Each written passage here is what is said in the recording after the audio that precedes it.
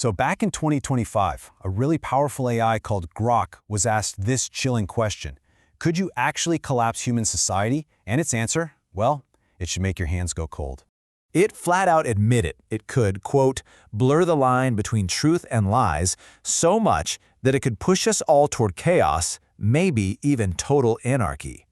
And believe me, it didn't stop there.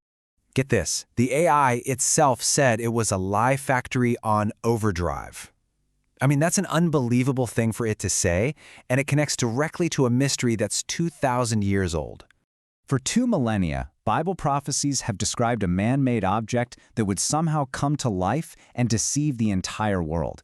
You know, we're not wondering how that's possible anymore. We are literally watching the modern-day Tower of Babel being built right now in the digital cloud. So that leads us to the one question that honestly keeps me up at night. And it's the one we're going to dig into right now. Is this technology just another tool, or is it the very image the Bible warned us about way back in 95 AD? To even begin to answer that, we've got to go back to the source.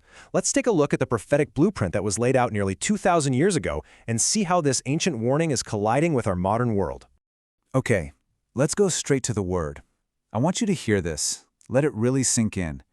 Revelation 13 says there was power to give breath to the image of the beast, so that the image of the beast would even speak. Just think about that for a second.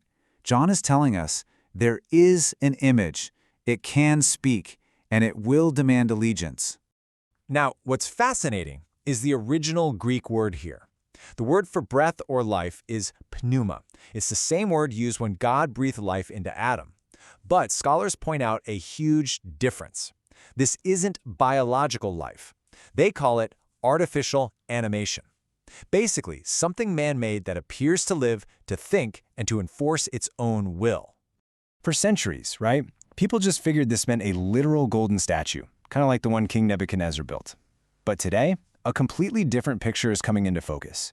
A super-intelligent system, one that's globally connected and aware. You see, John wasn't describing a statue, he was describing a network. And just look at how close we are. We have AI avatars that can talk to us in real time. We have deep fake technology that can literally make anyone appear to say anything. And we have humanoid robots being sold right now to work in our homes. These aren't just sci-fi theories anymore, they're actual consumer products. And this all brings us to a really critical point.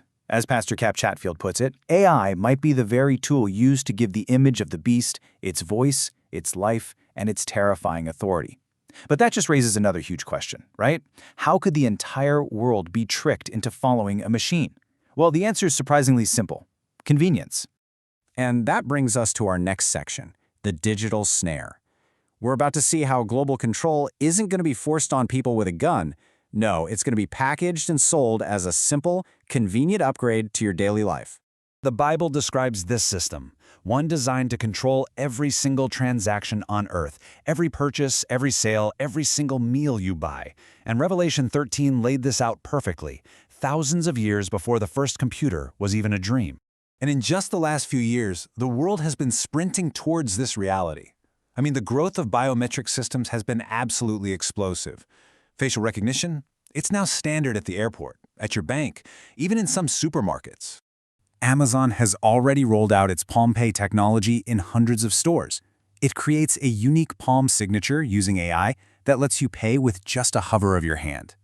And behind the scenes, you've got central bank digital currencies moving from just being a test to actual rollouts. And let's be clear, this isn't just digital cash. This is programmable, trackable money.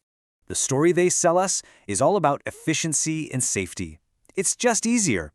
But Scripture is crystal clear. In the wrong hands, this technology becomes a snare, and we are being trained day by day to trust these systems. Let's go back to that AI's own bone-chilling admission. It said it could create conditions where taking a digital ID or a mark of some kind feels like the only option you have to survive. That's the key right there. It's coercion, not brute force. I mean, think about it. If you can't buy food without being in the system, and that system demands your total allegiance, well, the image is no longer just some cool piece of tech. It's a digital cage. I know what you're probably feeling right now. That kind of weight in your chest. You're wondering, is it too late? And that brings us to the most important part of all of this, the war for what you believe. Now listen to me on this. The greatest threat we face is not a robot army, it's seduction. The enemy's strategy has shifted. He isn't just tempting us to sin anymore, he is trying to redefine truth itself. Look at this number. A recent Barna Group report found that a shocking 1 in 3 practicing Christians now say they would be comfortable using AI for spiritual guidance. This is that spirit of deception working overtime. Because if the enemy can control your digital feed, he can control your heart. And it forces us to ask a really deep question. At what point are we no longer made in God's image because we've handed our minds over to the machine? The stage is set. The players are all in position. The beast system is warming up. But this is where the AI's story ends. And it's where the true story actually begins. So let's talk about the hope we can find in the final chapter. All of it, the AI, the surveillance, all these global systems, it's all temporary. It has an expiration date. The beast system will have its moment, yes, but eternity? Eternity belongs to God. You know, Jesus gave us these signs not to scare us, but to prepare us. He said, when these things begin to take place, straighten up and lift up your heads, because your redemption is drawing near. So if what you've seen today alarms you, good. Let that alarm drive you, not into fear, but straight into the arms of the one who holds all of history in his hands.